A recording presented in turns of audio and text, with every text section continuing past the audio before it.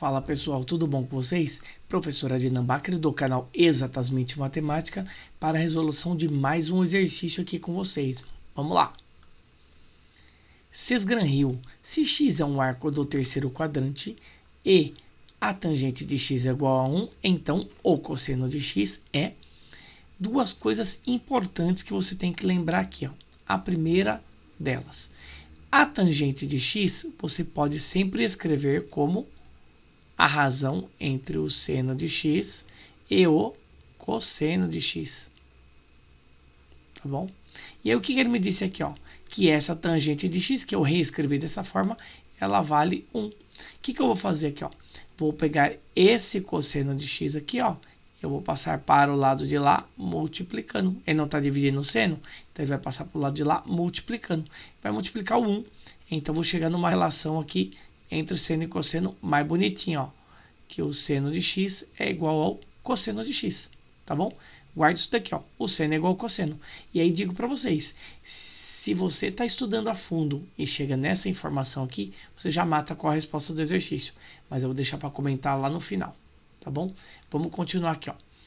Depois, outra relação importantíssima que vai te ajudar na resolução desse exercício, caso você não tenha sacado já o que eu acabei de falar. Você tem a relação fundamental da trigonometria. Seno ao quadrado de x mais cosseno ao quadrado de x. Isso aqui é igual a 1. Tá bom? O que você vai fazer? Ó? Vou pegar no lugar do seno, eu vou colocar cosseno. Ou poderia também, no lugar do cosseno, colocar o seno. Mas veja bem qual é a minha pergunta. Ele está perguntando qual é o cosseno de x. Tá bom? Então, se você substituir o seno pelo cosseno, você já vai chegar na resposta mais rápido. Nada impede, tá? Porque depois lá no final você já sabe que o seno é igual ao cosseno, então não importa quem você vai encontrar usando a relação fundamental. Mas já vou pegar o atalho direto aqui, ó. Então, aonde está escrito seno aqui, ó, eu vou colocar cosseno. Mas veja que ele está ao quadrado, então vai permanecer o quadrado ali, ó. Cosseno ao quadrado mais outro cosseno ao quadrado aqui, da relação fundamental mesmo, igual a 1. Veja bem que eu tenho aqui, ó, tenho duas vezes o cosseno ao quadrado. Então, vou escrever aqui o que eu estou vendo, ó.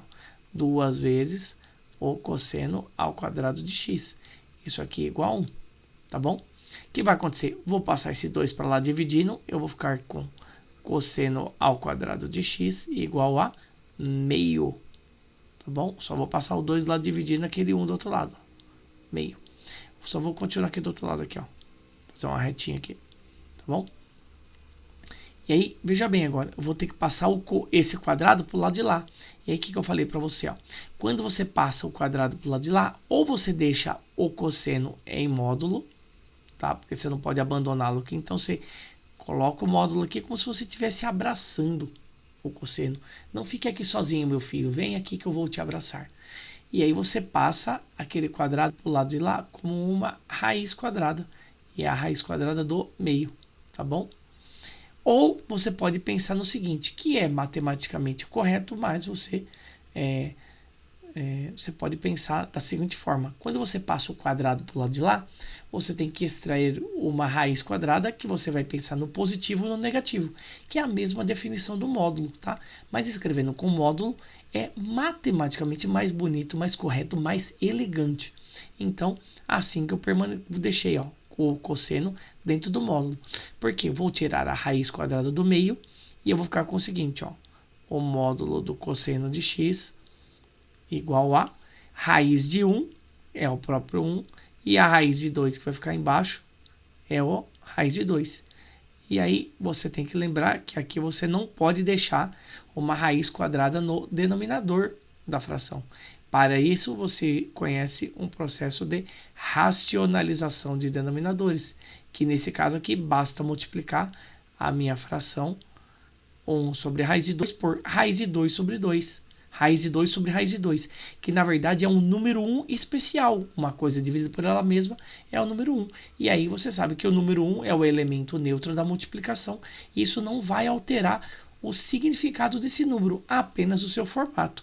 Então, eu vou ficar com isso daqui no final, ó, que o módulo do cosseno de x é igual a raiz de 2 vezes 1, dá o próprio raiz de 2, e o de baixo vai ficar raiz de 2 vezes raiz de 2. Só que raiz de 2 vezes raiz de 2 é raiz quadrada de 4, que você também deve saber aí que é o 2. Então, eu estou com o módulo de x igual a raiz de 2 sobre 2.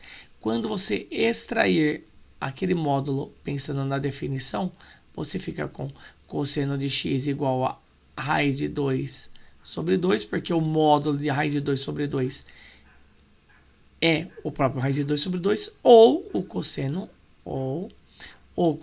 de x é igual a menos a raiz de 2 sobre 2. Só que aí você vai para aquela informação ali que está dizendo ali no cantinho, ó. Ele diz ali no enunciado que o x é um arco do terceiro quadrante. E no terceiro quadrante, se você lembra, a função cosseno, ela é negativa. Não lembra, professor? Me ajuda. Olha aqui, ó. A função cosseno, vou fazer um círculo aqui, ó. Tá?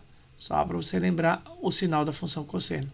Puxar aqui, bonitinho, ó. Vou pegar aqui o meu terceiro quadrante. Lembrando que, vou até fazer de outro jeito aqui, ó, o eixo dos cossenos, ó.